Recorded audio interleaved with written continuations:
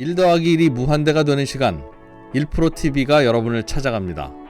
각 분야의 1프로 최고 전문가들이 모여 펼치는 지식의 향연 지금 시작합니다.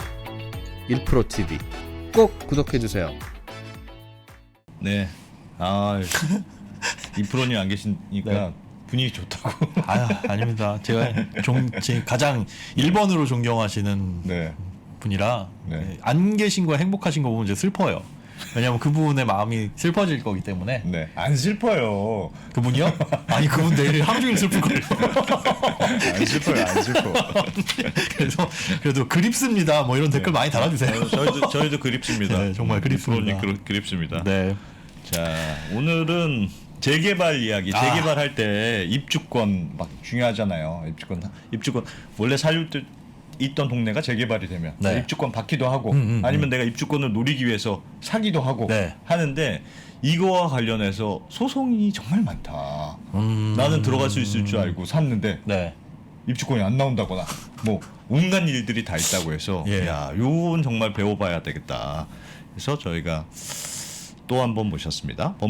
법무법인 정향의 김예림 변호사님 어서 오세요. 네. 네, 안녕하세요. 안녕하세요. 법무법인 네. 정향 김예림 변호사입니다. 제가 발음이 네. 안 좋았습니다. 정향. 정향입니다. 예림 변호사님. 예. 입주권이라는 거는 많이 들어봤는데 솔직히 네. 저는 재개발에 해당되는 사람 해본 적이 없거든요. 저도. 이게 실제로 네. 입주권 이렇게 눈에 보이는 아, 상품권 같은 단지가 있어요. 이거 되게 무식한 질문일 수 있는데 오늘은 그래서 제가 보기에 거의 불인이를 위한 불인이급으로 아니 솔직히 재개발이라는 거 얼마나 누가 많이 경험해 보겠어요. 그거를 입주권을 사고 판다라고 하면 우리가 등기권리증처럼 뭔가 있는 건지 네. 있어요? 그런 게? 그렇다기보다는 이제 계약을 체결을 하시는 거죠. 그리고 네. 이제 조합에서 보관하고 있는 뭐 조합원에 관련된 뭐 지위, 뭐 등재된 자료라던가 뭐 이런 거는 있어요. 근데 이제 말씀하신 것처럼 무슨 수표처럼 이렇게 주고받는 그런 덤빵 개념 터지시네. 그럼 상품권 같이 이렇게 네, 되는 건 그건 아니다. 아니에요. 네. 그냥 상상할 수 있는 나의 권리. 네, 역시 맞아요. 네. 2%가 안 계시니까 우리 약간 수준이 낮아지는 듯한 느낌은 드는데 아니 솔직히 그거 궁금하신 분들 계셨을 거예요. 근데 어쨌든 아니, 오늘은 어떤 권리만 있다. 네. 뭐 알겠습니다. 2%는 없으니까 날카롭지는 못하지만 네. 그냥 뭐 왜요?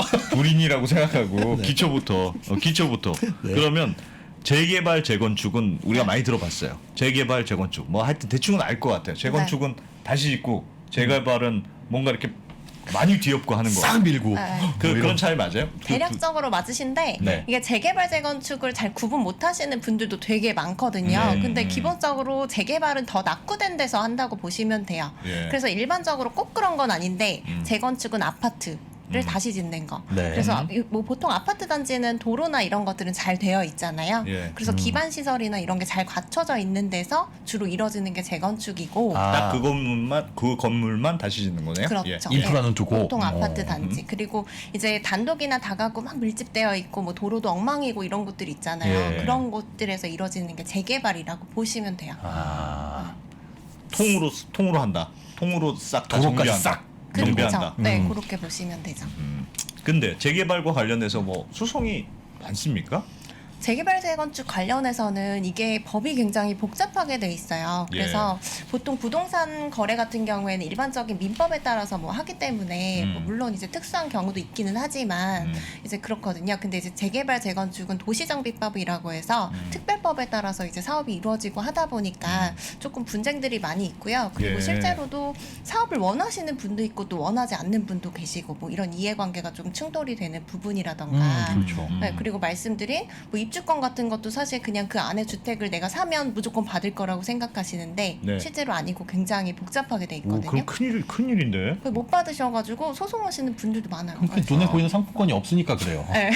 없으니까 써주면 안 돼? 입주권 이렇게 해서. 이렇게 뭐 네. 대한민국 정부 빡 찍어가지고 주면 그런 문제가 안 생기는데 그런 게 사실 그렇죠. 없으니까 네. 그런 문제가 생기는 맞아요. 거잖아요. 네, 네. 그냥 계약도 다 다르게 하시잖아요. 그러니까 어떤 분은 입주권에 관한 특약을 넣기도 하고 또 안 넣기도 하시고 하니까 이제 나중에 입주권이 안 나오면 분쟁이 막 생기는 거죠. 아하. 예를 좀 들어봐 주세요. 예를. 그래서 예를 들어서 이제 매매 계약 하실 때 제가 뭐 입주권이 갑자기 나온다고 했는데 안 나온다라고 이제 상담 문의를 많이 주시거든요. 예. 그러면 뭐 매매 계약 하실 때 그러면 입주권 나오는 물건이라는 거 특이하게 적으셨냐라고 하면 생각보다 정말 많이 안 적으세요. 그 부분을. 네. 아, 당연히 나오는 게 네. 아니에요. 재개발되는 그 땅에 네, 네. 여기 재개발합니다라고 되어 있고 네. 여기에 이 집 헐릴 거야. 네. 당연히 누구든 다 알아. 그럼 그 집을 사면 네. 입주권이 나오는 게 아니라고요? 그렇죠. 왜냐면 이게 문제는 뭐냐면 기본적으로 나오는 게 맞는데 네. 근데 투기 수요나 이런 것들이 굉장히 많이 발생할 수 있잖아요. 재개발 재건축은. 아니 그렇죠. 그렇기- 내가 오래전 살던 집주인이에요. 그럼 재개발 발표가 났어. 네. 그러면 값이 오를 거 아니에요. 네. 확 오를 거 아니에요. 그러면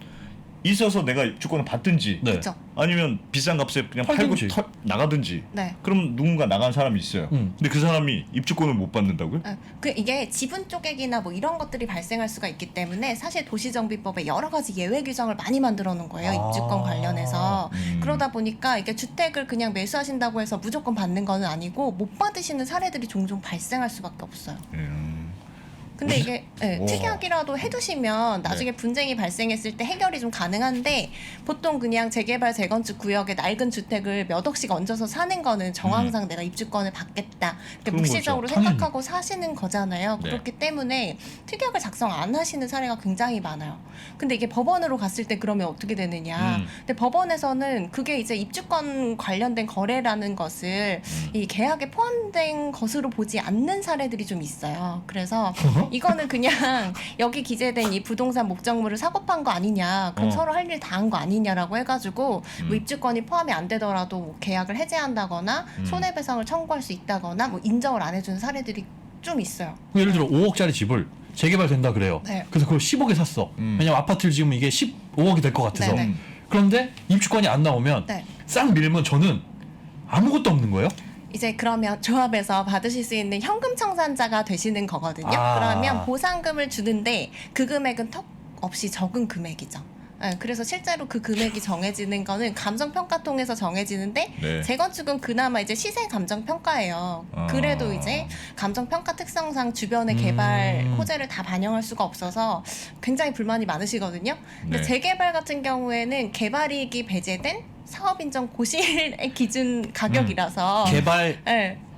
그러니까 이익이 굉장히 어려워요. 배제됐다. 네, 그러니까 어쨌든 개발 이익이 없는 금액을 기준으로 받으시는 거라 가지고 그러면 보통 이제 4년 전, 5년 전 가격을 기준으로 받으시게 되거든요. 그러니까 5억짜리 집을 손해네. 네. 5억짜리 집을 그래서- 내가 10억에 샀지만 5억에 주겠네요. 산 가격보다도 낮을 수가 있어요. 아이고. 말씀하신 게 어느 정도 맞는 게 보통 재개발 재건축 구역에서 거래되는 가격은 네. 기본적으로 감정평가 그 주택의 객관적인 아. 감정평가 금액에 프리미엄이 붙어서 이제 그쵸. 거래가 되는데 네. 감정평가 금액은 사실 얼마 안 되거든요. 집이 다 아. 낡아 있고 하기 때문에 보통은 근데 프리미엄이 굉장히 높게 형성이 되는 거라 가지고 현금 청산 당하시면 이 돈을 다 날리시는 거죠. 그럼 특약 말씀해 주셨는데 특약을 네네. 쓰면 보장이 돼요? 네, 그 파는 집주인이 네. 있을 거 아니에요. 그럼 집주인이랑 계약할 때 특약을 네. 넣었어요. 나는 입주권을 원해서 이거 산 네. 겁니다. 쓰면 그럼 문제가 해결돼요? 근데 그것도 결국엔 소송을 하셔야 되는 거죠. 왜냐하면 집주인이 순순히 돈을 돌려주거나 네. 그리고 또 이제 산 입장에서는 좀 이제 그냥 해지만 하기엔 좀 아까울 수도 있어요. 왜냐면 그 돈을 다른 데 투자했으면 나는 더 이제 많은 이제 이득을 봤을 텐데 좀 사실상 손해를 본 측면도 있기 때문에 그냥 그 돈만 돌려받고 마시고 싶어 하진 않으시거든요, 보통은. 그래서 결국에 분쟁으로 좀 불거지고 소송으로 가게 되고. 아니 특이하게 입주권을 주기로 함이라고 썼으면 줘야지. 네. 그걸 주기로 함 그랬는데 안 줘도 된다고요? 아니 안 줘도 되는 건 아니고 일단은 집주인이 순순히 거기에 응하지 않으면 소송으로 가셔서 다툴 수밖에 없다는 거죠. 특약을 작성하더라도. 그래서 계약을 하시기 전에 미리미리 좀 알아보셔야 되는 거고 아. 꼼꼼하게 보셔야 되는데 보통 그 절차를 거치질 않으세요. 네, 않으시고 제가 이제 보통 상담을 많이 해보면 지금 그 뭐 입주권이 안 나오신다는 거예요. 그래서 거기가 그럼 사업 단계가 어디냐? 일단은 첫 번째로 네. 재개발이냐 재건축이냐 물어봤는데 모르시는 분들 굉장히 많고요. 사업 단계가 어느쯤에 네. 왔는지. 그리고 두 번째로 사업 단계가 어디 왔는지도 모르세요. 그래서 보면은 정비구역 지정이 아예 안 된 무슨 재개발 재건축 아무것도 안 되는 구역에 그냥 사신 분들도 있고. 낡은 동네. 네네. 그래서 이게 뭐 입주권이 나온다, 뭐 나올 거다, 곧 될 거다, 뭐 이렇게 하셔가지고 속아서 아하. 사시는 분들도 많아요. 아하. 그 야. 기본적으로 네. 그 입주권이라는 거 받으려면 네. 기본적인 조건이 있을 거 아니에요. 거기에 살고 있으면. 그걸 좀 맞아요. 알려주세요. 네, 우리가 기본적으로. 기본적으로 체크해야 될 거. 그러니까 첫 번째 원칙적으로 재개발이랑 재건축이 좀 달라요. 그나마 재건축은 조금 낫거든요. 네. 근데 보통 아파트 그냥 거래하시는 거니까 좀 복잡하진 않아요. 근데 음. 재건축 같은 경우에는 토지랑 건물 둘 다 갖고 계셔야 되는 거고. 땅이랑 네. 집. 아니 네. 아파트를 갖고 있으면 땅까지 거기 갈수 대지집은 있잖아요. 있잖아요. 대지권이 있으니까. 그래서 보통 문제는 안 돼요. 별로. 재건축은 그런데, 문제가 안 된다. 네, 재개발은 토지나 이제 건물 둘 중에 하나만 가지고 있으면 나오거든요.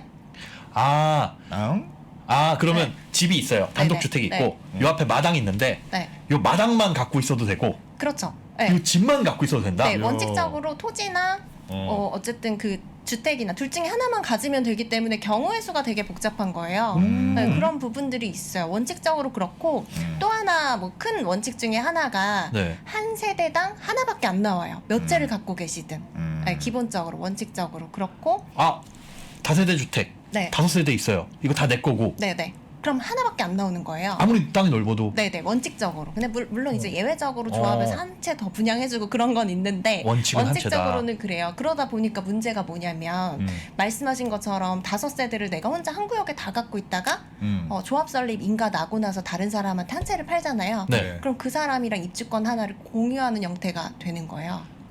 아. 네, 그래서 나중에 알게 되시는 거죠. 분양 신청할 때 통지를 받았는데 모르는 사람이나 아니면은 내 매도인이랑 같이 하나를 받는 걸로 되어 있는 거죠. 둘이 하나를 네, 그래서 그때서야 이게 무슨 일이지 하고 이제 조합에 가시면 그렇게 되어 있는 왜 거예요. 쪼개기 이런 거 하잖아요. 쪼개기. 네, 이게 재개발 지역으로 지정이 됐다. 네, 그러면 내가 조금이라도 더 받으려고 원래 한 채였는데 막 쪼개. 5세대인데 당연히 네. 1세대 1주택만 받으면 야 아들 너 네. 쪼개. 2층 205는 네, 네가 가져가.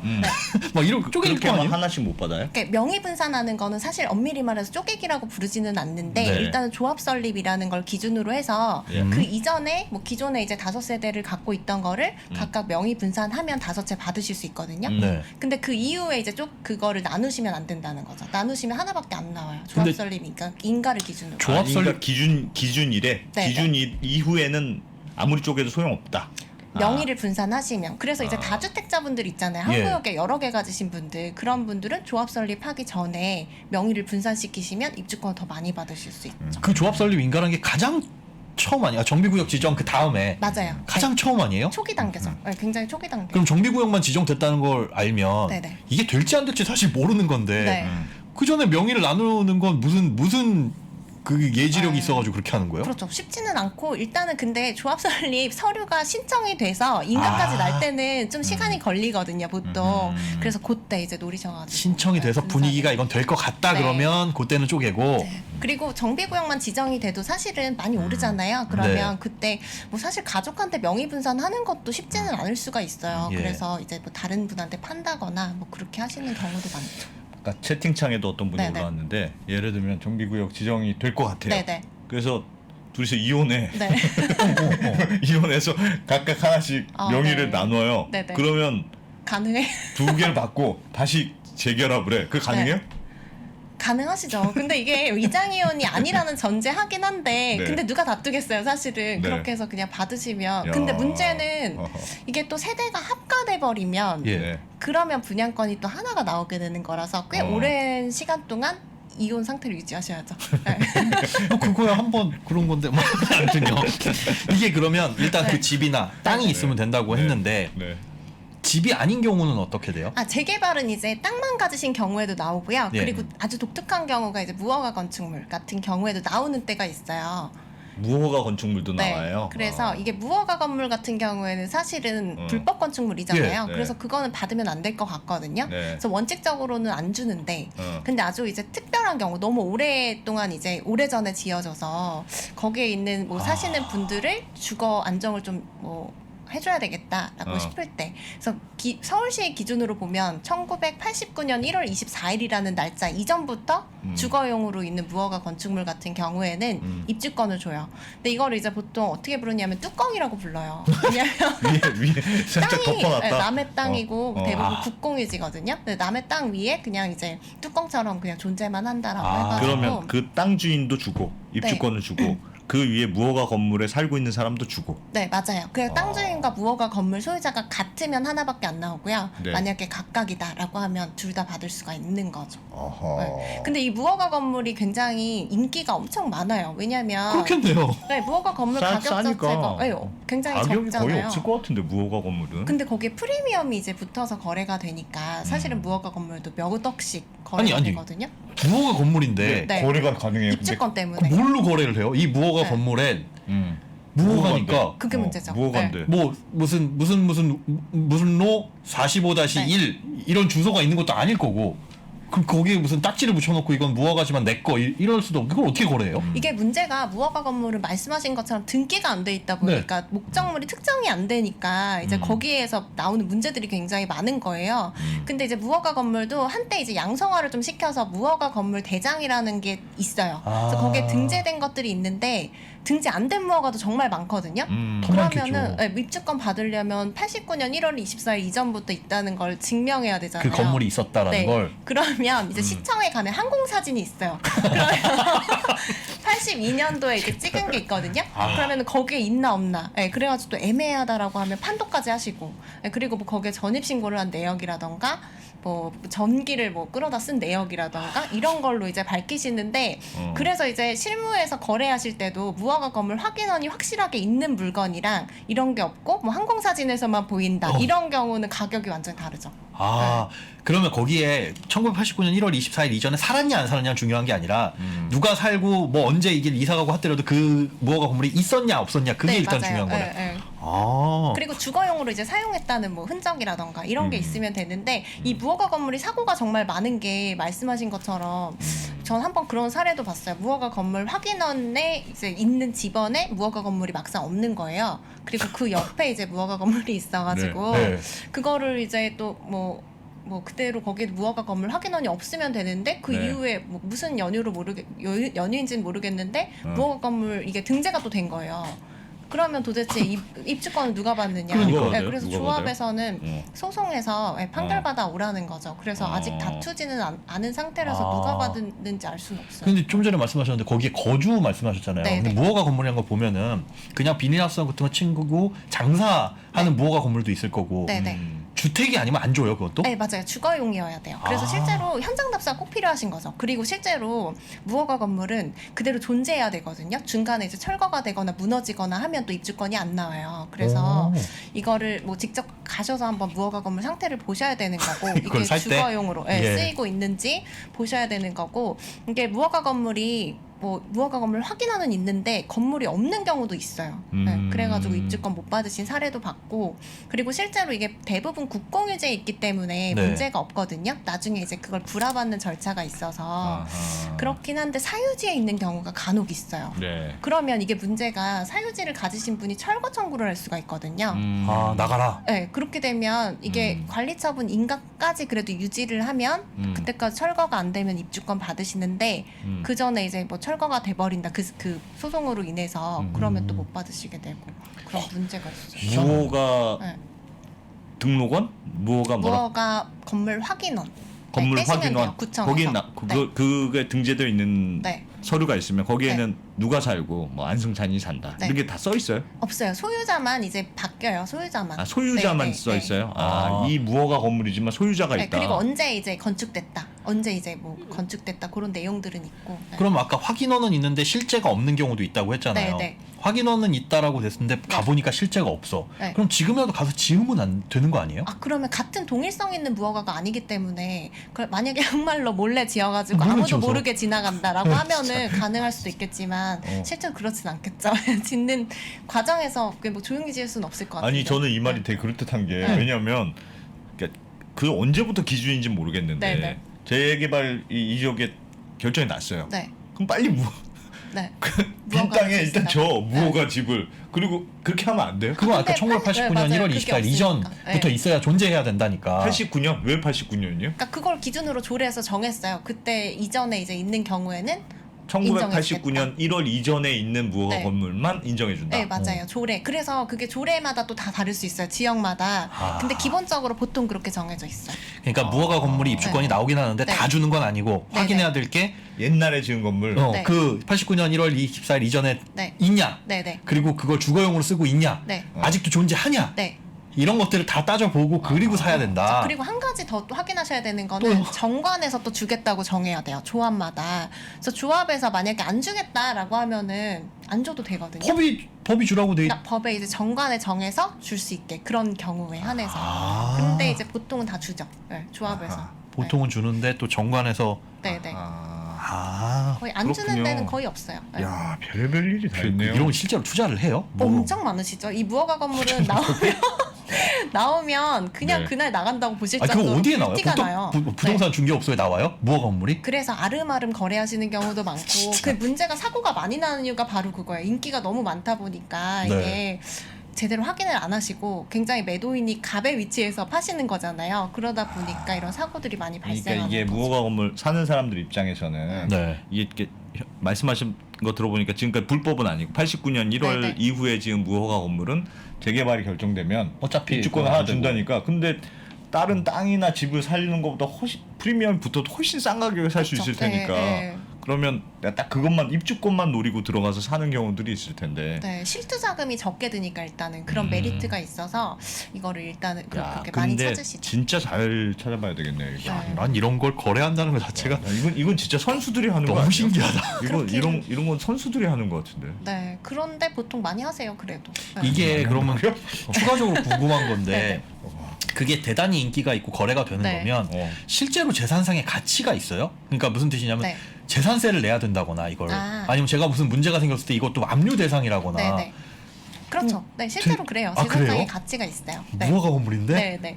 오, 신기하다. 근데 세금 부분은 조금 다르긴 하거든요. 예. 뭐 예를 들어 취득세는 뭐 무허가 건물은 뭐 중과세가 안 된다거나 여러 채를 가지더라도 뭐 아, 그런 건 다주택 이거요? 있어요. 네. 저기 종부세 안 네, 내는데. 네, 조금 다른 부분들은 있는데 근데 어쨌든 간에 아. 기본적으로 주택으로 네, 이제 오. 인정이 되죠. 소유권이나 이런 것들이. 되게 신기하다. 그러면 사유지에 있는 무허가 건물의 경우에는 사유지인 분도 주고 땅을 가진 분도 네. 주고 땅이나 건물 둘 중에 하나만 있으면 된다고 했으니까 맞아요. 네, 네. 땅이 있는 사람도 주고 건물이 있는 사람도 준다. 네. 그런 의미에서 무허가 건물도 네. 옛날에 지은 건 그냥 아. 등록된 건물이라고 생각하고 준다. 이런 예, 뜻이네요. 맞아요. 네, 네. 소유주한테만 주는 거죠. 거기에 뭐 그렇죠. 네, 소유가 네, 아니고 소유자. 그냥 네. 그럼 땅은 어떻습니까? 땅은 예를 들면 땅을 네. 요만큼 네. 이렇게 가지시면 요만큼 평평씩 요만큼 쪼개. 다 줘요? 아니에요. 네. 아니고 그건 왜냐면 아니에요? 너무 작게 가진 사람 다 주면 어. 좀 문제가 생기잖아요. 어쨌든 사업 네, 수익성이나 네, 뭐 네. 쪼개기나 이런 것들이 많이 이루어지게 되니까 네. 그래서 기준이 이것도 있어요. 조례에. 그래서 서울 같은 경우에는 90제곱미터 넘어야 되거든요.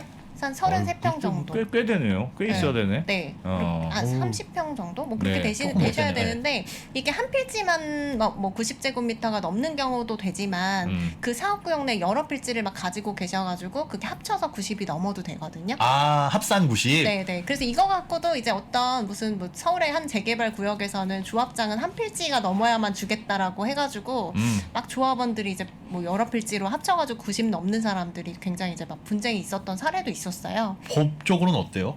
합쳐도 된다는 게. 아. 네, 그래서 결국에 거기도 주셨고 그리고 실제로 그래서 이제 재개발 구역에 가시면 이것만 전문으로 해주시는 이제 중개사분들도 있다고 하시더라고요. 땅 테트리스 해주는. 네, 그래서 뭐 예를 들어 내 60밖에 없으면 뭐 어디서 30을 또 찾아주시는 거예요. 하여튼 띄엄띄엄 있어도 네, 네. 합쳐서 90제곱미터 이상만 있으면 된다. 네, 맞아요. 네. 어. 그러면 예를 들면 네. 띄엄띄엄 있어요. 네. 근데 그게 한 180제곱미터 있어요. 네. 예를 들면 한 10개를 네. 띄엄띄엄 땅이 네, 네. 있어요. 그러면 90 합쳐서 90 하나, 네. 합쳐서 또 90 어. 하나 이렇게 받는 거예요? 이게 또 문제가 있는데 예. 권리 산정 기준이라는 게 그래서 생긴 거예요. 왜냐하면 아. 쪼개기를 막기 위해서 말씀하신 것처럼 180제곱미터를 갖고 있는 사람이 2개 쪼개면 2개 나오잖아요. 네. 원래 하나밖에 안 나오다가 어. 그러니까 이렇게 사람들이 많이 한 거죠. 그래서 권리 산정 기준일이라는 걸 미리 정해서 고시를 해요. 아. 그럼 그 이후로 이렇게 쪼개면 그래도 그건 기준대로 하나로 본다. 하나밖에, 예, 안 나오게끔. 아, 구멍이 없네. 권리 산정 기준이라는 네, 건 너무 어렵죠. 뭡니까? 네, 입주권 입주권 그러니까 분양받을 권리를 산정하는 기준 날짜라는 뜻이에요. 예. 결국에는 그래서 예를 들어 이런 일들이 많이 발생한 거죠. 뭐 다가구나 단독주택은 입주권이 하나밖에 안 나오잖아요. 네. 한 세대니까. 근데 이거를 이제 뭐 그 정비구역 지정이 되니까 이제 재개발 되겠구나라고 해가지고 다세대로 막 10세대 이렇게 만드는 거예요. 그럼 기존에 한 개였다가 10개를 받게 되는 이런 문제가 생기잖아요. 예. 그래서 권리 산정 기준일이라는 걸 미리 정해요. 그래서 보통은 정비 예정구역 지정을 하고 그러니까 정비구역 지정되기 전에 네. 별도로 고시를 하거든요. 네. 그렇게 하시기도 하고 만약에 별도 고시가 없으면 정비구역 지정되면서 바로 그 다음 날로 봐요. 그럼 아까 네. 얘기했던 조합 설립인가 일 네. 이후에 네. 세대를 명의를 바꾼다 이거하고는 또 다른 거예요? 그렇죠. 헷갈리실 수 있는데 이건 아예 세대수를 늘리는 경우를 지분 쪼개기라고 하고 예. 기존 세대수에서 동일하지만 명의만 바꾸는 경우는 이제 그 후자인 거죠. 아, 야. 되게 복잡하네요. 네, 그래서 이 권리 산정 기준일을 잘 보셔야 돼요. 아. 그래서 신축 빌라 같은 거 좀 조심하셔야 되는 게 바로 그런 거거든요. 예.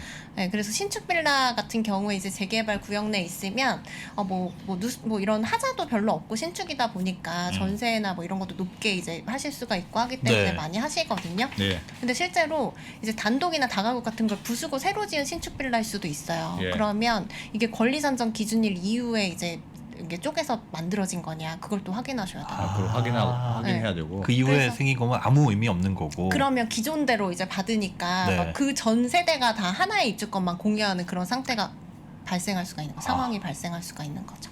권리 산정 기준일이라는 그 어디서 확인할 수 있어요? 권리 산정 이제 기준일? 보통은 홈페이지, 고시하거든요. 네. 그래서 시청 홈페이지나 뭐 그렇게 보시기도 하고 사실 음. 인터넷 쳐보면 어느 정도 나오긴 나와요. 그걸 고시문이 보고 있으니까. 그 이전에 이게 변동된 건지 네. 이후에 변동된 건지가 네. 제일 중요하군요. 그러니까 네. 권리 산정 기준일. 그래서 보통 부동산 계약하실 때 거래하실 때 음. 부동산 등기부만 보고 하시거든요. 예. 네, 근데 이거를 정확하게 신축이냐 뭐 이런 시점 전환 다세대로 전환된 시점이나 이런 걸 아시려면 건축물 대장까지 보셔야 돼요.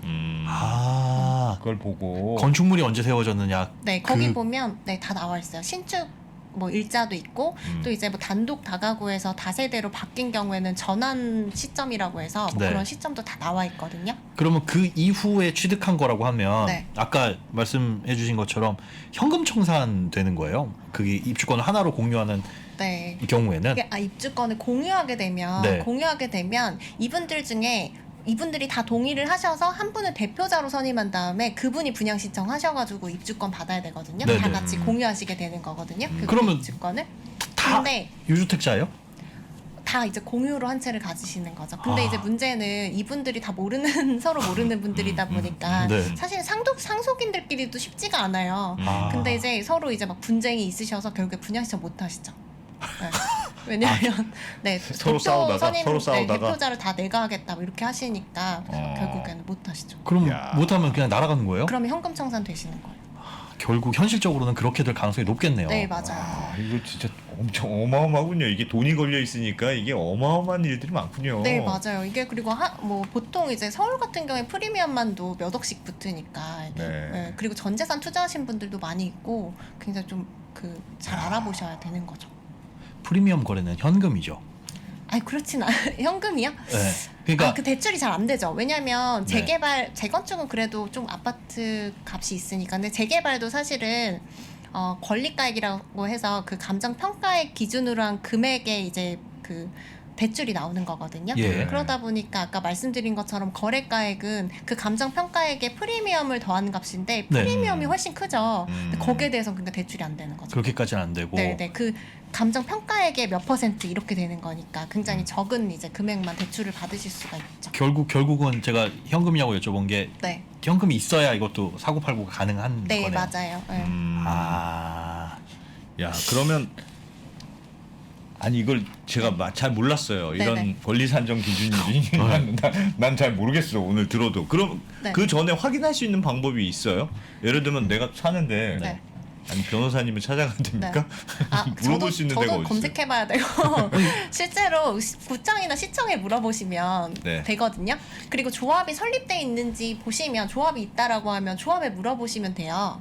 네, 조합에는 아. 웬만한 정보가 다 있으니까. 예. 근데 보통 이제 사실 때 조합에 확인 한 번 안 하고 사시는 분들 굉장히 많거든요. 그렇죠. 조합이라는 개념은 네. 어디에 진짜 건물이 세워져가지고 여기가 무슨 조합 이렇게 네. 나오는 것도 아닌 것 같고. 누구한테 물어봐요? 실제로 조합- 사무실이 있어요. 조합 조합 사무실이? 네, 거기 물어보시면 되는데 이제 똑똑하고 그냥 들어가면 되는 거예요? 근데 이제 매수인은 사실은 아무런 지위가 없잖아요. 소유자도 예, 아니고 예. 그래서 그렇죠. 안 가르쳐 주거든요. 그리고 조합에서도 잘못 가르쳐 주는 경우도 있기는 해요. 네. 그리고 나중에 뭐 이렇게 하지 않았냐라고 하면 언제 그랬냐고 하시죠. 네, 그런 사례들도 많이 있기는 한데 그래도 최선의 방법은 일단 조합의 여러 가지 정보를 좀 얻으시는 거. 네. 그리고 매도인이랑 같이 가면 또 알려주거든요. 그래서 같이 가시거나 하셔가지고 최대한.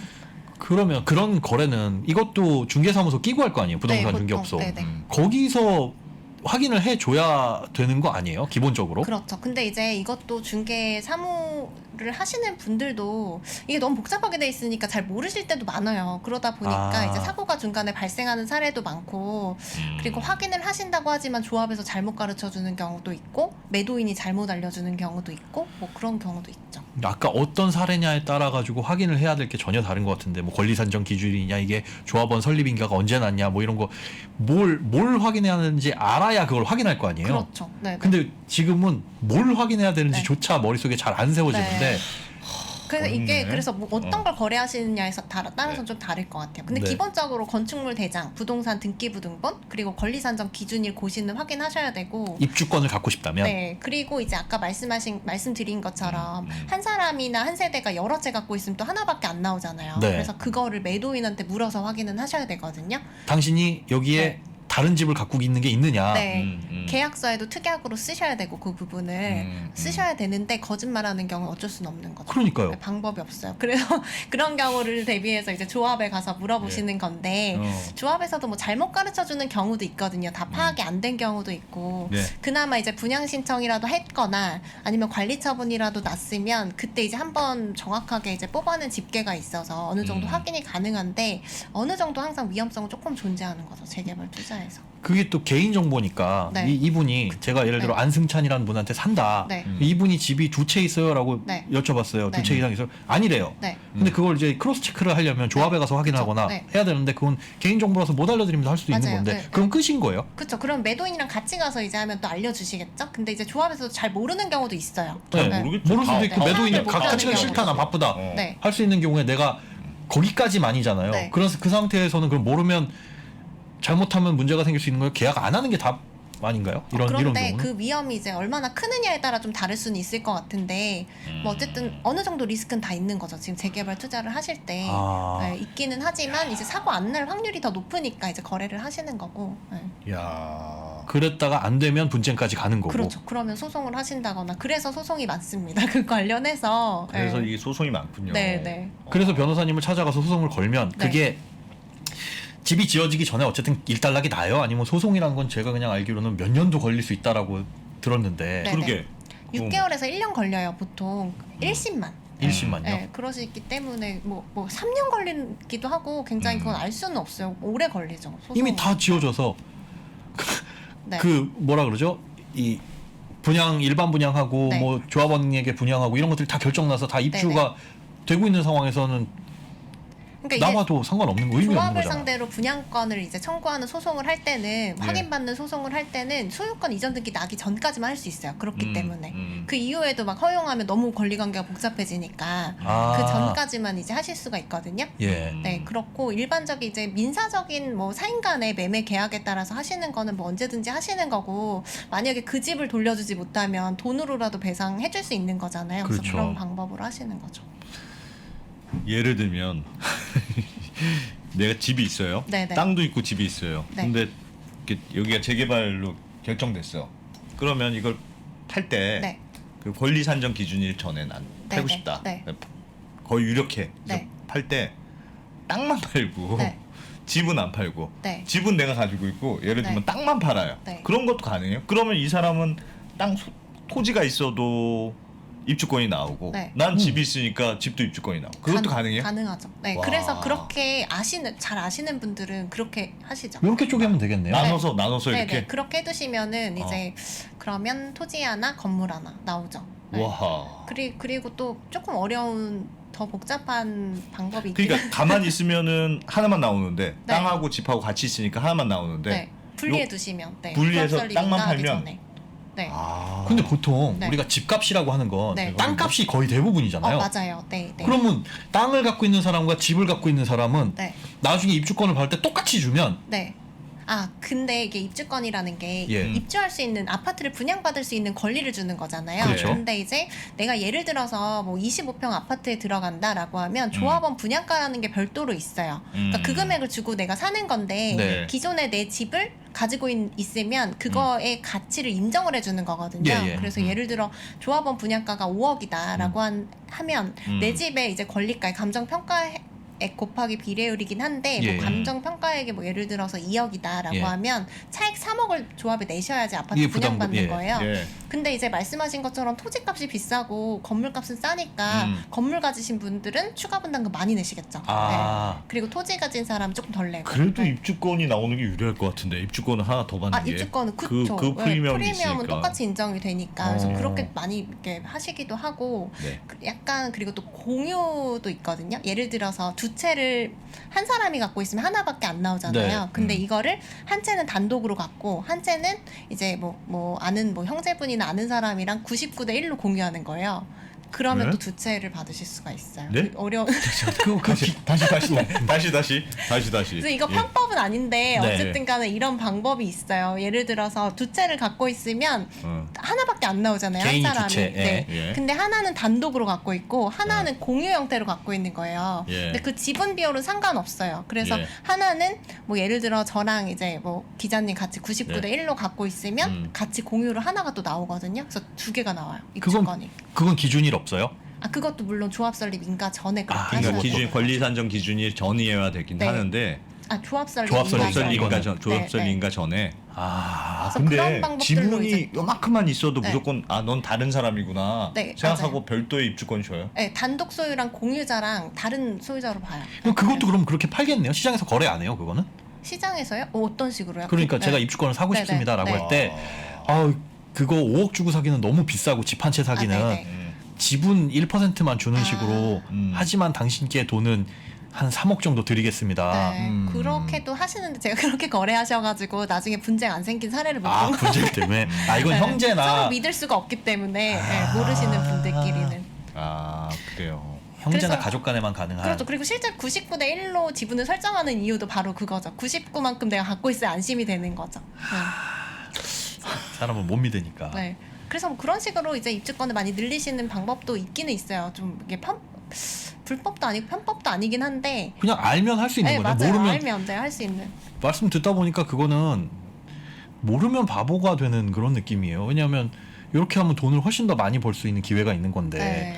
아니, 근데 다주택자. 제도가 저는 좀 이상한 것 같아요. 왜냐하면 네. 그러니까 재개발이라는 게 사실은 지역이 낙후됐으니까 네. 낙후된 지역에 재개발을 이렇게 전체적으로 정비를 해보자. 그래서 네. 이 사람들 내보내야 되니까 내보낼 수는 없잖아요. 네, 그러니까 네. 그래서 살고 있던 사람들 입주권을 주자는 맞아요. 취지인데 네, 네. 막 땅 따로 집 따로 이렇게 무허가 주택에 사시는 분들도 어쨌든 그럼 쫓아내냐는 취지로 한 것 같아요. 네, 실질적으로 맞아요. 다. 네. 다 그러니까 인도적인 차원에서 해주자. 네, 뭐 권리가 애매하지만 해주자는 취지인 것 같은데 그럼에도 불구하고 막 땅 따로 뭐 하니까 너무 막 약간 꼼수 같은 게 들어갈 여지가 너무 많네요. 네, 지금 그러니까 그 투기 소유를 차단하겠다라고 해가지고 이렇게 복잡하게 법이 된 거예요. 이것도 법이 하나 딱 정리된 게 아니라 붙이게 뭐 여러 가지로 이제 막 다 봐야 되거든요. 연역까지 봐야 될 정도로 입주권이 굉장히 복잡하게 규정이 돼 있어요. 네. 그리고 허점도 많아요. 말씀하신 것처럼 네. 아직 규정을 미처 못한 것도 굉장히 많고 이제 충돌되는 경우도 있고 그렇거든요. 그리고 이게 아주 상세한 사항은 다 이제 각 시도별 조례에 정해져 있다 보니까 지역별로 또 좀 달라요? 네, 지역별로 다르기도 해요? 달라요. 네, 그리고 서울시는 그나마 그래도 좀 잘 되어 있거든요. 근데 다른 지역들은 막 그 좀 누락된 부분도 굉장히 많아요. 그래서 다투다 보면 좀 허술한 조례들도 굉장히 서울은 다툼이 많아가지고 예를 들면 어느 지역이 허술합니까? 네.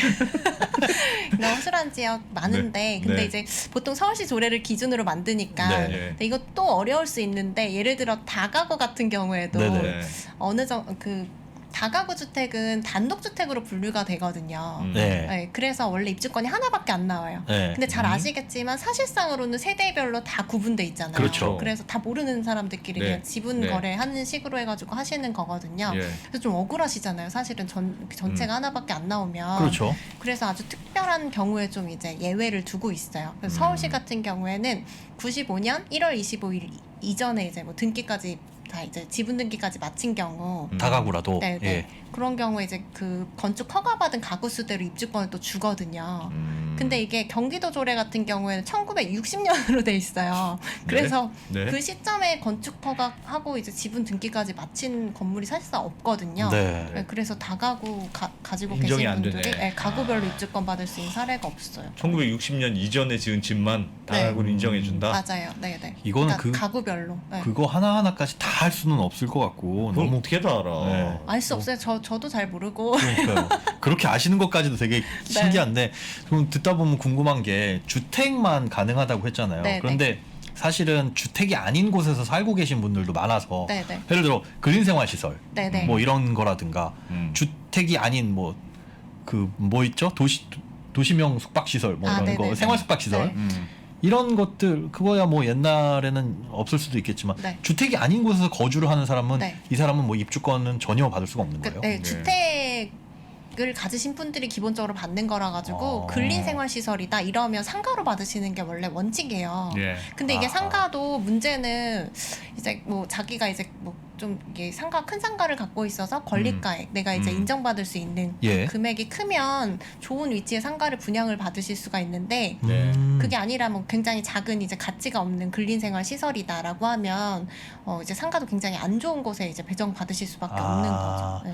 그거는 개수는 이게 나오나요? 상가 대 상가로 매칭이 될 만큼 보통 1대1로 그러니까 보통 이제 조합원 수보다 많이 짓긴 하거든요. 예, 근데 상가도요? 이제 요즘엔 좀 트렌드가 상가를 많이 줄이는 추세여가지고 네. 또 꼭 그렇지는 않아요. 네. 그럼 상가분들은 재개발에 굳이 막 손들고 환영하시진 않지 않나요? 그래서 재개발 구역에서는 상가분들이 거의 반대를 많이 하시죠. 그런 왜냐하면 이유로. 장사 네. 쭉 하고 계신 분들 입장에서는 뭐. 손해가 이만저만이 아니시죠. 왜냐하면 재개발 구역으로 지정되면 장사가 일단 안 되잖아요. 그렇죠, 그리고 한 그렇죠. 10년 동안 묶여 있어요. 네. 네, 10년 동안 장사가 안 되시는 거고, 그리고 이제 또 다른 데로 이주하신다고 했을 때 그 이주 기간에 또 자리 잡는 게 어려우시고, 네. 네, 그래서 새 상가 분양받아서 또 오더라도 그 상권이 어떻게 형성될지 알 수도 없고, 네, 그렇죠. 그러시죠.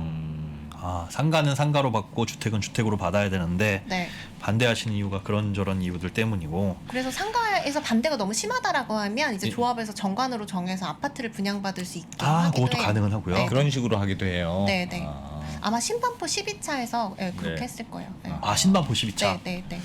그렇군요. 재미나네요. 재개발. 재개발도 여러 가지 재개발이 있잖아요. 네. 공공 주도형, 네. 뭐 공공 참여형, 뭐 네. 그 무슨 차이가 있는 이게 겁니까? 이것까지 하시면 너무 복잡할 것 같기는 한데 평범한 너무 상자. 복잡한데 네, 이게 최근에 이제 주택 공급의 일환으로 해서 작년부터 8사 대책, 2사 대책 해가지고 예. 나왔어요. 그래서 작년에 나온 거는 이제 다 공공 재개발로 불리긴 하거든요. 그래서 구분하실 수 있는 분들이 별로 없어요. 사실 실무에서 그 네. 실제로 거기 거주하시는 분들도 그러신데 이제 작년에 나왔던 건 공공 참여형 재개발이에요. 그래서 작년에 나온 게 참여형. 네, 예. 그래서 네. 이제 민간 재개발이나 뭐 이런 것처럼 같은 방식으로 하는데 다만 LH나 이런 공공 시행자가 같이 들어가거나 이제 단독으로 하기도 하지만 보통 같이 하는 거죠. 그렇게 해서 이제 기존대로 그냥 뭐 민간 재개발처럼 관리처분 방식으로 해서 이제 예. 조합원들끼리 자기들의 권리 의무를 직접 정하고 뭐 이런 방식으로 이루어지는 건데 네. 그 이번에 2월 4일에 정해진 건 공공 주도 재개발이에요. 재개발 재건축. 예. 참여해서 약간 느낌은 네. 좀 더 같네요. 공공이 좀 더 하는 네. 느낌이네요. 맞아요. 네, 적용되는 법도 다르고 그냥 공공에서 한다고 보시면 돼요. 뭐 LH나 이런 데서 그냥 하신다고 보면 되는데 네. 방법도 현물 선납. 내가 먼저 이제 내 주택을 먼저 넘기고 아. 나중에 우선 공급권 플러스 배당을 받는 형태예요. 아. 그러니까 이건 좀 조합이 달라요. 없죠. 조합이 없죠. 네. 네, 네, 조합이 없고 그냥 공공 시행자가 직접 시행하는 방식인데 LH 같은 데가 그냥 다 내놔. 쑥 다 내놔 해서 받아다가 네. 그냥 인허가니 뭐니 이게 쭉 다 네. 진행하는 거예요. 다 진행하고 뭐 그렇죠. 네. 그래서 이게 시행사도 정하고 막 이렇게 하는 거예요? 네, 맞아요. 그래서 시행사가 자기들이 되는 거죠. 뭐 시공사는 별도로 아, 정할 수 그렇죠. 있겠지만, 네. 네네. 그렇고 이제 근데 이게 문제가 됐던 게 바로 2월 4일 이후에 다 사면 현금 청산이다. 이게 예, 예. 적용되는 게 공공 주도 재개발인 거거든요. 아 이거 공공 네. 주도 재개발에서는 2월 4일 이후에 네. 그는 그건 다 뭡니까? 현금 청산이다. 그때 이제 공공 주도 재개발? 네, 그게 그래서 공공 재개발이라는 이름으로 다 불리다 보니까 네. 그래서 그때 딱 이사 대책 나왔을 때 네. 그럼 2월 4일 이후에 그럼 사면 다 현금 청산이냐 막 이런 얘기가 돌았었어요. 네. 근데 그건 아니고 공공 재개발도 이렇게 나뉜다는 거죠. 그러면 아까 네. 공공 참여 재개발은 네. 그거는 2월 4일 이후에 사도 현금 청산 대상은 아니라는 뜻. 네, 맞아요. 네, 아. 근데 이제 공공 주도 재개발은 또 이게 중간에 법이 바뀌어가지고 2월 예. 4일이 6월 29일로 바뀌었어요. 예. 그래서 그 이후에 사신다라고 하면 현금 청산 되실 수 있어요. 현금 청산 된다는 네. 게 정확하게 어떤 거예요? 입주권 못 받으시는 거죠. 아, 네, 아까 네. 처음에 얘기했었듯이. 네, 네. 그런데 산 가격보다도 더 못 받을 수 네, 있는. 그렇게 되실 수 있어요. 이것도 재개발이니까 재건축 아니고요. 네, 네. 음. 재개발, 재건축 다 마찬가지예요. 아, 다 네, 마찬가지로 6월. 그럼 지금 어차피 지금은 딱 봤을 때 그 재개발이 공공 주도 재개발이다 그러면 그냥 무조건 현금 청산이네요. 6월 29일 그렇죠. 지금 이후니까 사시면 지금은 그렇고 무조건이고. 그리고 이게 문제는 뭐냐면 아직 재개발 구역으로 지정도 안 됐는데 그냥 제가 집을 샀어요. 네. 샀는데 그게 공공 주도 재개발로 진행이 되면 아, 현금 청산 내시는 거예요. 그래서 그게 또 문제예요. 이게 예상할 수가 없는 그 사실상 이제 매수하실 때 좀 이런 뭐 공급권이 안 나올 우선 입주권이 안 나올 수 있는 상황이 발생할 수 있어요. 잠깐. 아니 그건 말도 안 되지 않아요? 그렇죠. 그래서 이게 참 약간 너무 무리한 입법 아니냐라는 얘기가 많이 나왔었던 게 약간 예. 소급 입법의 여지도 있고 재산권 침해 소지도 굉장히 커 보이고 그런 부분은 있죠. 그러니까 그 당시에 이제 어쨌든 간에 그러니까 주택 공급이라는 거를 어떻게 할 것이냐에 대해서 좀 고민을 하던 과정에서 민간 규제를 풀어주기보다는 공공에서 주도하겠다라고 해서 나온 정책이잖아요. 네. 그러다 보니까 이제 집값이 공공 재개발 한다고 해서 뛰면 또 안 되는 문제가 있었기 때문에 투기 수요 차단을 위해서 좀 강력한 이제 이런 규제를 내놓은 거죠. 그러니까 지금 말씀하신 것처럼 투기 수도 차단을 위해서 네. 이 날짜 이후로 산 거는 그거 네. 입주권 안 주고 그냥 현금 청산합니다. 네. 즉 그냥 싸게 그냥 헐값에 돈 물어주고 말 거예요. 네. 라고 했는데 그거는 재개발이 확정돼서 그거 개발이 노리고 들어가는 사람들이 문제고 네.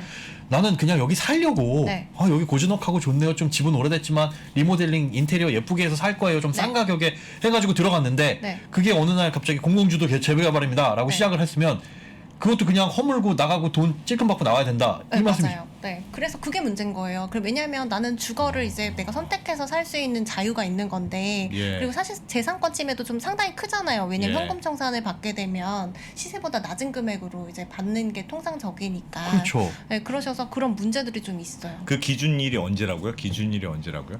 날짜가? 이게 6월 29일이에요. 6월 29일. 지금 사면 다잖아요. 내가 하필이면 사는 그곳이 네, 지금 사면 네, 다네. 하필 되면. 하필 네. 공공 주도 재개발이 되면 네. 그럼 지금은 집을 만약에 그런 곳에 사실 뿐이면 네. 거주의 목적이든 아니면 뭐 어떤 목적이든지 간에 사실 뿐이면 공공 주도 재개발의 가능성이 요만큼이라도 있는 네. 곳은 절대 사서는 안 되겠네요. 맞아요. 네, 그래서 와. 사실상 이 정책 나오고 나서 노후된 빌라 어. 그 매매가 굉장히 많이 떨어졌었거든요. 오. 네, 그런 영향이 있죠. 집값 잡았네 그거. 야 근데 그건 집을 이거- 파시려는 분들도 이건 조금 이상한데. 억울한 거고. 네, 그죠? 이상해요. 조금 네, 이상한 이상한데요? 그러니까 너무 좀 위헌의 소지가 있죠. 사실은 또 엄밀히 따지면 그런 문제는 있을 수 있어요. 취지는 뭐예요? 왜 그렇게 하는 거예요? 그러니까 아니 그러니까 재개발을 노리고 투기 수요가 네. 들어오는 걸 막겠다는 취지인데 네, 네, 네. 그러면 예를 들면 재개발이 발표된 직전이라든가 네. 뭐 직전에 이걸 노리고 소문이 나서 네. 뭐 했다든가 뭐 그런 게 있어야 되지 않아요? 그냥 예를 들면 6월 29일 이후에 네. 내가 살고 있었는데 공공주도 재개발이 됐어요. 네, 네. 결정됐어요. 그러면 현금 청산을 한다는 거잖아요. 그 공공주도 이상한 재개발 네, 네. 하는 걸 사업지를 네. 후보군을 선정해 놓나요? 미리? 지금? 아, 그런 건 아니고 지금 선정 단계예요. 그렇기 때문에 지금 예비 후보지들은 있죠. 예비 네, 후보지들은 있기는 있어요. 네, 일부 있는데 이게 근데 조금 예상은 가능할 수는 있어요. 왜냐하면은 보통 이제 공공재개발을 하는 곳들은 민간으로 어려운 곳들이거든요. 그래서 이미 해제가 됐다거나 아. 아니면 수익성이 너무 떨어진다거나 뭐 이런데 이제 공공재개발을 보통 하기 때문에 네, 그래서 뭐 예상은 할 수 있지만 뭐 정확하게 알 수는 없죠. 네. 그리고 이게 공공재개발은 사실 도시정비법에 따라서 하는 개발도 있지만 공공주택 특별법이라고 해서 역세권 개발이나 뭐 이런 아. 거 들어보셨죠? 다 그거예요. 네. 아 그것도 다 공공주도 재개발 안에 맞아요. 네, 들어가는 전부 다. 도심 복합 정비 사업 이것도 이 안에 들어가는 거예요? 네, 네. 이게 뭐야? 그럼 해당되는 게 또 되게 많네요. 기준이 좀 달라요. 그러니까 엄밀히 말씀을 드리면 예. 이제 도정법에 따라서 하는 공공주도 재개발 같은 경우에 재건축도 마찬가지고 이건 2월 4일이 또 기준이에요. 그건 네. 2월 4일. 네, 법을 개정을 미처 못했어요. 이거를 그래가지고 그렇고 나머지 공공주택 특별법이나 뭐 네. 소규모 주택법이나 도시재생법에 따라서 하는 이제 공공주도 정비 사업이다 뭐 이런 네. 경우에는 네. 6월 6월 29일이고 29일이고. 네. 와. 되게 좀 정리가 돼야 될 것 같아요. 실무상 너무 혼란이 많고 그게 어쨌든 아까 2월 24일이라고 하셨죠. 그것도 마찬가지로 2월 24일 이후에 샀는데 네. 나중에 되더라도 이것도 현금 청산이에요? 그렇죠. 네. 근데 뭐 어쨌든 지금은 그런 근데 공공주도 개발이 하여튼 어떤 지역들이 막 되게 조합이 생겨가지고 이렇게 우리는 신청할 겁니다, 안 할 네. 겁니다. 그 예비 후보지들이 있긴 있더라고. 아 그러니까 맞아요. 네 동의서 그쵸? 받고 그- 이러시는데 그나마. 근데 그게 사실은 막 추진 주체가 엄청 많아요. 실제로 가보면 네. 그래서 민간을 하고 싶어하는 분들도 별도로 구성이 돼 있고 또 공공 주도로 하겠다, 참여로 하겠다. 거기다 신통기획까지 나왔잖아요. 그래서 아. 그거 하겠다 막 다 그런 다르시거든요. 것도 생각하고 집을 사야 되겠네요. 그러면. 네, 그래서- 그러니까 나는 뭐 모르겠고 재개발되면 좋은 거 아니야? 그리고 나는 그 지역에 이제 예를 들면 후보지인데 아직 결정이 안 됐어요. 결정도 안 네. 됐고. 그러면 맞아요. 나 들어가서 그냥 되면 살래? 되면 되면 좋고 좋고. 네. 아니면 그냥 살아도 좋고. 네. 근데 그게 안 그런 돼. 식으로 하면 안 되네요. 그렇죠. 입주권을 생각하신다면 그렇게는 안 되실 오히려 거고 되면 좋고가 아니라 되면 안 좋을 수도 망했고. 있어요. 네. 그게 이제 민간으로 바뀌면 그거는 상관없는 거죠. 그렇죠. 민간으로 바뀌면 오히려 더 나으시죠. 아, 네. 이게 저도 그래가지고 상담이 어려운 게 경우의 수가 너무 많아진 거예요. 그래서 예를 들어 여기가 지금 추진하고 있는 게 여러 개다 이렇게 말씀하시면서 그럼 저는 입주권을 받을 수 있나요?라고 물어보시거든요. 근데 너무 경우의 수가 많아서 저도 상담 다 나눠서 이제 설명을 드리죠. 그래서 결론은 답이 없어요. 네. 민간이 되면 입주권 받을 수 있고요. 네, 맞아요. 공공이 하면 못 받을 수 수도 있고. 있다. 네. 와, 와, 이거 그런 지역은 집값 많이 떨어졌겠네요. 그럼 빌라 같은 경우에. 네, 네. 네. 근데 모르고 또 거래하시는 분들도 굉장히 많고, 그 대표적인 지역들이 있나요? 지금 예를 서울 들어 내에. 공공재개발 예, 예. 후보지나 이런 곳들이요. 그래도 추진이 많이 돼서 여기는 조금 가능성이 있어 보이는 곳들. 근데 사실 다 후보지 선정 단계고 예. 지금 뭐 구체적으로 그렇지는 진행되는 않아요. 많진 않아요. 네, 거의 없어요. 네. 여기는 그냥 입주권 안 나온다 봐야 되고 네. 기존에 살던 분들 아니면. 그리고 실제로 공공재개발 막 추진하다가도 민간으로 이제 돌려서 다시 하자라고 하는 움직임들도 좀 있고, 네, 다 달라요 지금. 약간 혼란이 많이 있는 것 같아요. 변호사님이 오늘 되게 여러 가지 얘기 네. 해주셨는데 네네. 요거 하나만 네. 딱 기억해라. 다 정리 한 번만 해주세요. 네. 뭔가 문제가 심각한 것 같은데 어렵다고 하시는 분들이 있던데 네. 요거는 꼭 기억해라. 오늘 들었으면. 네, 이게 진짜 뭐 어려우실 수밖에 없는 것 같아요. 예. 저도 이제 사실은 계속 일을 하다 보니까 알게 된 것들이고 하기는 한데 정리가 된 거고. 근데 일단 첫 번째로 재개발 재건축 구역에 입주권을 노리고 사시는 경우라면 그럼 반드시 이제 조합은 좀 확인을 해보시라는 조합에 거. 가서 확인해봐라. 네. 내가 입주권을 받을 수 있는 건지 없는 건지 꼭 확인해봐라. 네, 그리고 두 번째로는 특약 꼭 작성하시라는 거, 네, 그거는 말씀드리고 계약할 때 싶거든요. 나는 이거 입주권 때문에 산 거다. 네, 예. 네. 그래서 그런 것들을 좀 이제 해두시라는 점을 말씀드리고 싶어요. 그 두 가지. 네. 야, 이게 나 진짜 너무 몰랐던 게 많네. 저는 그냥 재개발 나 하는 그래서 거, 재개발 좋겠네. 뭐 이렇게만 네. 생각했지. 입주권 사는 거 아까 현금으로 여쭤봤는데 현금 다 있어야 된다고 하셔서 아예 또 부자들만 할 수 있는 그러니까. 투자네라고 생각했는데 그냥 투자가 아니라 나 여기 그냥 들어가서 살 거야. 오래된 빌라라도 네. 그렇게 해서 거주하는 경우라도 재수없게 거기가 공공주도 재개발이 재수없게라는 표현 죄송합니다. 왜냐하면 그걸 기다리는 분들도 계실 테니까 네. 하필 그렇게 되면 나의 의사와는 전혀 상관없이 그냥 네, 현금 청산 되실 수도 있고 그리고 재개발 투자라는 게 막 몇 천만 원 소액으로 할 수 있는 곳도 있고 그렇긴 하거든요. 그래서 이게 꼭 이제 부자들만의 전유물은 아닌 것 같고 재개발이 남의 일인 줄 알았더니 그러니까 제가 말씀 완전 남의 일은 아니군요. 드리고 있지만 사실은 이해를 못 하실 것 같아요. 너무 복잡하게 되어 있기 때문에 네. 네. 복잡해서 이해를 못하는 것도 있지만 네, 납득이 네. 안 가는 부분도 네, 있어요. 맞아요. 그런 것도 있으실 수 있어요. 왜 이런 건지는 모르겠는데 네, 네. 좀 이상. 그런 거에 관련한 것 같긴 한데, 소송은 예. 없어요. 네. 뭐 우리가 종부세 이제 위헌 소송 네, 추진한다 네. 이런 네. 분들도 계신데 아, 맞아요. 이것도 네. 아마 있지 않을까 싶기는 하거든요. 근데 지금 구체적으로 어떻게 진행되고 있는지는 잘 모르겠지만 어쨌든 위헌 소송이 한 번쯤은 지금은 이제 후보지만 막 선정이 된 단계다 보니까 구체적으로 권리침해 당하신 분이 없는 거예요. 네. 아직은 이제- 그런 사례가 네, 만약에 이제 직접적으로 못 받는다 입주권을 뭐 이런 사례들이 발생하면 이제 소송들이 좀 줄 있겠죠. 그렇죠. 이제 올해 보면 빌라 거래량이 아파트 거래량보다 더 많았었잖아요. 네, 네. 그럼 그 대부분 이제 그런 재개발 후보지는 빌라나 단독주택이 훨씬 더 많을 텐데 그런 사례가 나오면 야, 어우, 큰일 나겠네요. 여기 채팅창에 보니까 착한 사람들은 원래 이런 거 잘 이해 못하죠. 아, 나 착해서 그런가? 아, 왜 뭐죠? 스파 마리오님 이 누나한테 계속 무시당하고 싶다. 아, 진짜 댓글 센스가 참 너무 좋습니다. 야, 복잡한 일들이 많네요. 아무튼 재개발 재밌다고 하긴 좀 그렇습니다만 네, 흥미로웠는데 되게- 몰랐던 걸 너무 많이 배웠네요. 네, 정말 피해 사례도 되게 많고 잘 찾아봐라. 사고가 나시는 경우 굉장히 많아요, 진짜. 재개발과 관련돼서는 진짜 잘 주의해서 재개발 지역과 관련돼서는 거래를 하실 때 진짜 알아볼 게 여러 가지 많네요. 꼭 확인해봐라. 네. 네, 입주권 받을 수 있는지 없는지. 맞아요. 그래서 제가 말씀드린 걸 다 디테일하게 이해하실 수는 없지만 어쨌든 이런 게 있다, 이런 위험성이 있다라는 예. 것 정도만 아시더라도 하실 때 한 번은 더 보실 수 있잖아요, 일단. 그렇죠. 네. 물어볼 거, 조합을 물어보고 네, 소송 네. 비용 많이 들죠. 소송 비용이요? 뭐 적지는 않죠. 그렇지 않은데. 자, 그런 것도 또 네. 있어야 우리 변호사님도 또 수입도 네. 되고. 네, 알겠습니다. 자, 오늘 법무법인 정향의 김예린 변호사님 고맙습니다. 네, 감사합니다. 고맙습니다. 선택을 더 고민해야 돼요.